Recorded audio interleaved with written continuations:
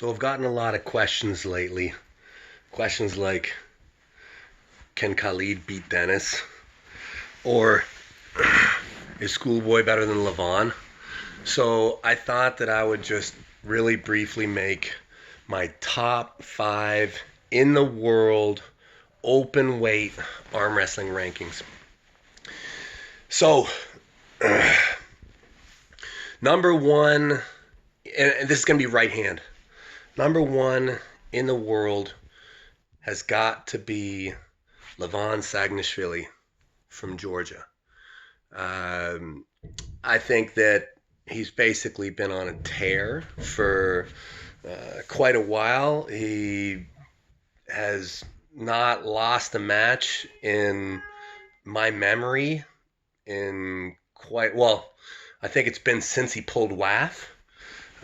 So, yeah, Lavon Sagnashvili, when you look at his raw horsepower, the lifts that he does, and his record, you can speculate anything you want. You can say things like you don't think he's a good arm wrestler, which I always laugh when I hear people say that. Lavon Sagnashvili, until proven otherwise, has got to be the number one ranked guy in the world. Are there people that can beat him? Yes. I think that there is potentially 3 people who can beat him, but none of them would be the favorite. Okay, so the number 2 arm wrestler in the world at the moment, in my opinion, has got to be Vitaly Laletin, the Ice Road Trucker, the 6'9" Russian arm wrestling prodigy, who, in my opinion, is slated to become the number 1 arm wrestler in the world in time, and I believe that he will potentially hold that spot for quite some time, potentially, when he finally does seize the crown. Is he capable of being number 1? Absolutely, but you can't just give him the title until he actually does it. And Lavon handled him quite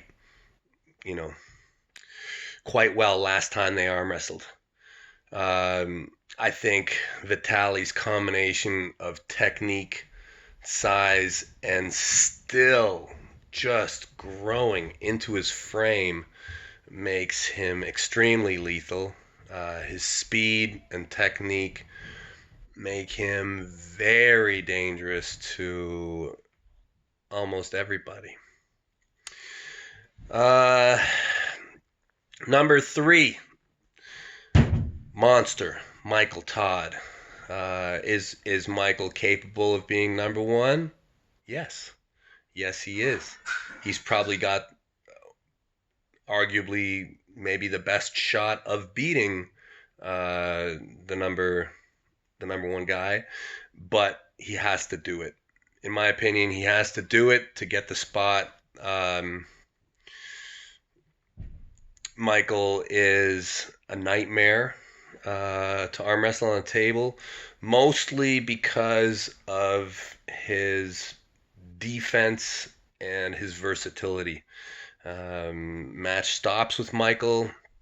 He has a lot of options which he can progress through, which is probably greater than most athletes in the sport of arm wrestling.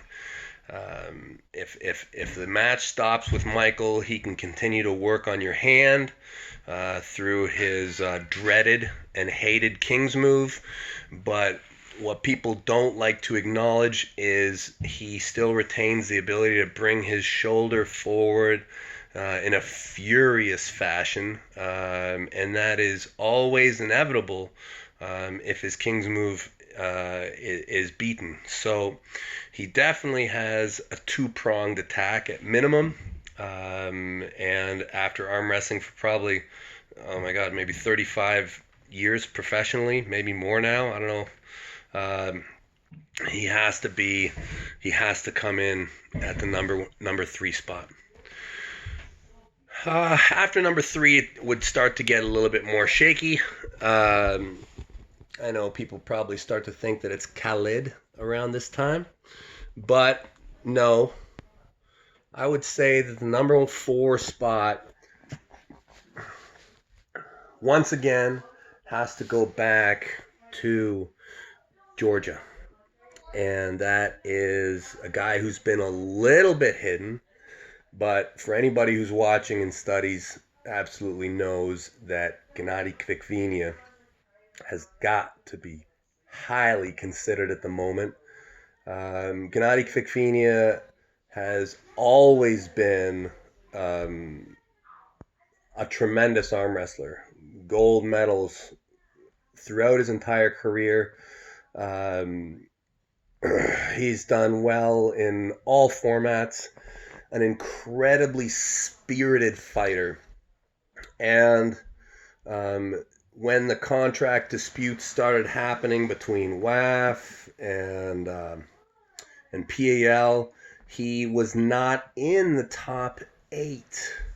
And what's interesting is I believe that Gennady is one of the last to have wins over his Georgian partner, Lavon. I think that he's, probably one of the last dudes to have wins over that guy. And the rumor on the street is that he still does it from time to time. And if anybody follows Georgian arm wrestling, you see them spar together.